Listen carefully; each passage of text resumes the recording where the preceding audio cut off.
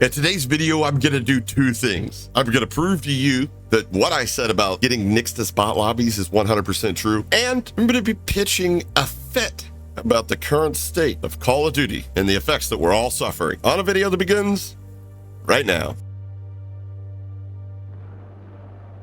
Listen, guys, I've been taking pointers from Activision and their dev studios. So this video right here is going to be a direct result of that. Low effort, low budget production, just my gameplay that I recycled from a stream and me recycling rants about the game. And then, I think we're going to recycle it and make more of these videos. So I hope you guys enjoy, because you guys are about to start seeing a whole lot more of this type of low effort rant recycled content. Seems to be working for people, so. And why not, after all? Everything in this franchise seems to be low effort recycled bullcrap. I mean, you guys would actually have a hard time convincing me that they actually play test these updates before they release them to the public. How do you roll out an update where you can't touch anything when you're reloading or plating? Like, how does that get through quality control? I'll tell you how.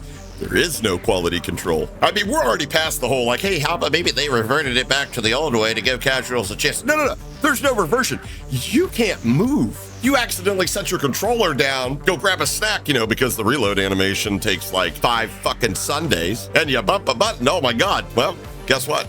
Try again, little buddy. And to top it all off, you got creators out there that get old pizza boxes and gift baskets every new season or half a season, and that all-important COD Next invite, so they can get a bag off making that content that only they can make, since they're the exclusive few that got invited, because their opinion really matters. You want to know the truth? Their opinion doesn't fucking matter. Their opinion, they're invited because they know that their opinion is going to be whatever the hell they tell them that their opinion is going to be. You don't believe me? Name one creator that gets invited consistently that's actually critical of anything that this franchise does. You won't find one. You know why? Because the moment you're critical, you're never invited back. They don't want help fixing their game. They want people to tell and gaslight their audiences that the game is fine. But let me ask you, beyond the server issues, which, by the way, if you're asking me, have been a problem for going on about 3 years now, what else is broken in the game? Servers, being able to reload, being able to plate. What about being in the absolute worst state of meta in the history of Call of Duty? Like, you can't even trust the websites that tell you what the meta is right now, what the vast majority of people are running. The only thing that you can rely on that's consistent is the store. I mean, that BAL 27 isn't overpowered now, is it? Of course it is. And of course, you could, buy a bundle, unlock everything you need, jump right into Warzone, and haha, game's so much fun. Which brings me to another point. You know something that you'll never see broken in this game? The store. In fact, if you ever log on to Call of Duty and the store seems to be malfunctioning, look out your windows. I bet you see a pig fucking fly past. I mean, I tried to play this game for 6 straight fucking hours yesterday, and I was lucky to get double-digit kills. Not because I wasn't winning my gunfights, but because every damn gunfight that I won, I had to take a short vacation to put more bullets into my gun or plates into my vest. It got so bad that I would get a kill and I'm like, oh yeah, I got a kill. Let me lay down here in the middle of fucking Narnia so I don't accidentally cancel the reload animation. Like, how do we go from you can't cancel any of the animations to sneeze and, well, you've canceled that animation? But be nice to the devs, Hopper. Why? Why be nice? Because right now, even if you're nice, they're not open to the criticism. They label every interaction that isn't sucking their balls as hatred, as somebody being mean to the devs. Everything they don't agree with, everything that's not telling them what a great job they're doing, any criticism, it's going to be, well, this guy's just talking shit. He's just being negative. He's toxic. They label it anything that they can to scound themselves from any kind of responsibility for the piss poor state that this franchise is currently in. Whose fault is it? It's not ours. Is it the people, the customer, the player of the game? Is that the reason? Well, actually, yeah, probably. We're the ones that keep spending money on it. And when the marketing team, the sales team has the upper hand on whatever happens within this franchise, and they look at a financial statement and they're like, record profits, people are buying bundles like hotcakes. I don't think we should change anything. But that's not a case for not being critical of the people like the devs that are making this game, because clearly they suck at their jobs. Clearly getting rid of 1,900 devs was not enough. I mean, there's absolutely no defense that you break something as game-breaking as reloading animations, and you go more than 24 hours without rectifying the problem. We're not talking about some indie dev studio here. We're talking about one of the largest game franchises in gaming today, a AAA publisher. They have the resources. So it's either one of two reasons why this keeps happening. Either A, they just don't care enough. Like I said before, they're making money, so they don't really care what we think and feel. They don't listen to us on Twitter. They don't listen to us on any forum except for whatever stat sheet they're looking at that shows how many bundles they sold. I mean, at the end of the day, I guess we only got ourselves to blame, but it could be B, which is, they're just, you know, they're just bad at their jobs. Because honestly, like, how many of you are like older than your 20s? How many of you remember 15, 20 plus years ago when you got that first McDonald's job or whatever? And we all saw it. There was always one kid that just thought he got a paycheck for showing up. Hell, maybe. If you didn't see that person, it was you. But we all also saw how quickly that person lost their job due to their piss poor performance. Flash forward to today, we're labeled as bigots and hate mongers for holding people to the same standard of, you know, earning their paycheck, doing their job, and doing it well. Personally, I think it's a reflection of society as a whole, where we baby the younger generation, almost to the point to where the person that gets more flack is the person that calls somebody out for doing something wrong, more so than it is the person doing something wrong. Unless they're a straight white male. But that's for a different video on a different channel called The Ghost Debate. Now, here we believe that people should be held to standards. At least I do. I hope you guys feel the same way, but unfortunately, there is a large group of people out there that don't feel the same way. And what I'm trying to say is here we hold people to a standard.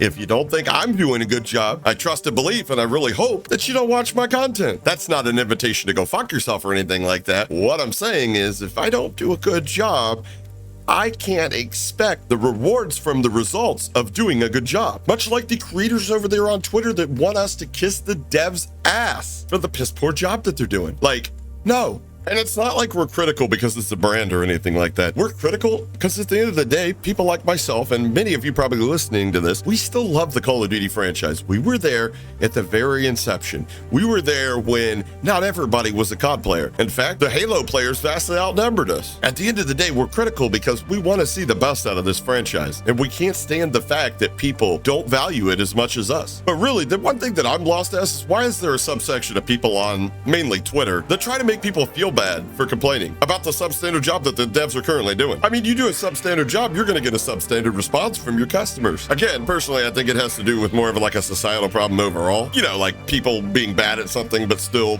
requiring that we give them participation trophies. You know, the people that don't think that you can be critical of, you know, somebody that's not good. Look, just leave them alone, Hoppa. It was their dream to be good at this. Don't tell them they're not good at it. Don't give them a reality check. Like, I had a quick back and forth with RuPaul's a few weeks ago, and he had said something about the way people talk about the devs and stuff like that. And I was like, yeah, tell me you've never worked a hard job before in your life without saying I've never worked a hard job before. And he actually responded with, you know, the various quote-unquote hard jobs that he's done, including like warehouse work and stuff, basically saying like, nah bro, I've had a hard job. Yeah, I'm sure you've had a hard job before.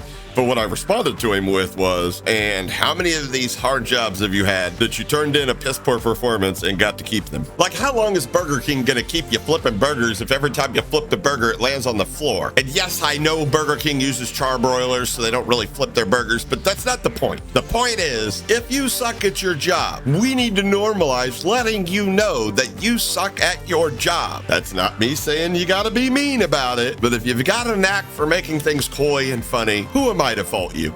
You're good at your job. What I'm trying to say is these dev studios need to bring back an environment that's akin to professional sports.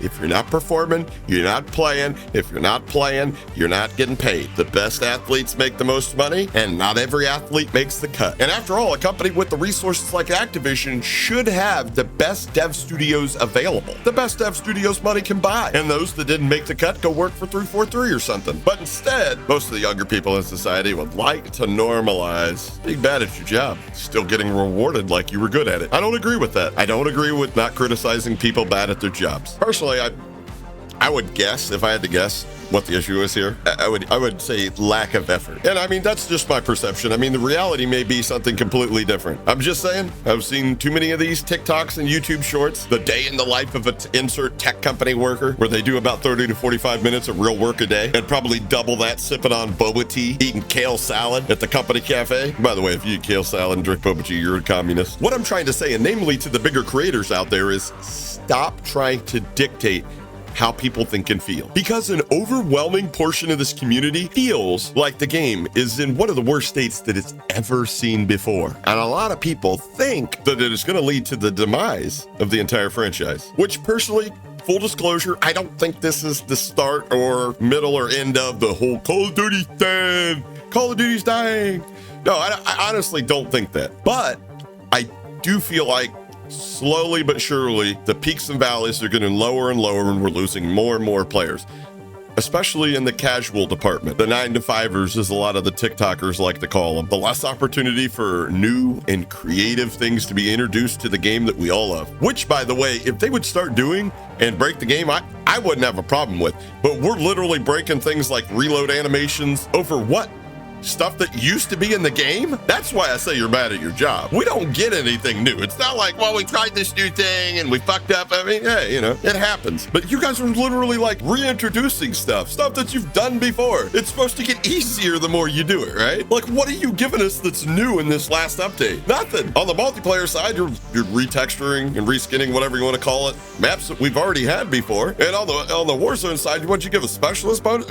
We had that. Copy and paste, right? At least be good at that. Because if you think about it, that's honestly driving more players away of all skill brackets. But the more casuals that go, like I said, the less chance that we get anything new and creative. What I'm saying is the more casuals that quit the game, the more sweatier the lobbies are going to be, the more sweaty kids that end up quitting the game. And you know what? Now that I'm thinking about it, maybe the end goal is the death of the Call of Duty franchise. Personally, I don't want that. I love Call of Duty, but I can't stand it. It's like you ever mess up as a kid and had your parent tell you like, I love you, but right now I don't like you very much. That's kind of where I'm at with Call of Duty right now. I mean, what do you guys think?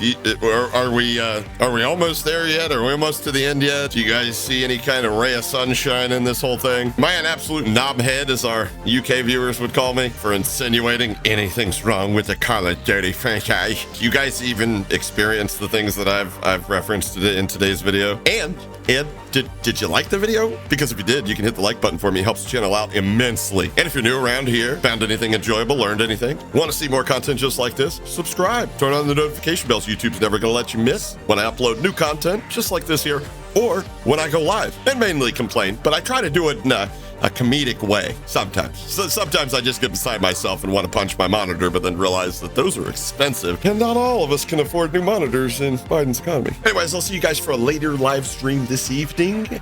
Till then, I'll catch you guys on the next one. Mahalo.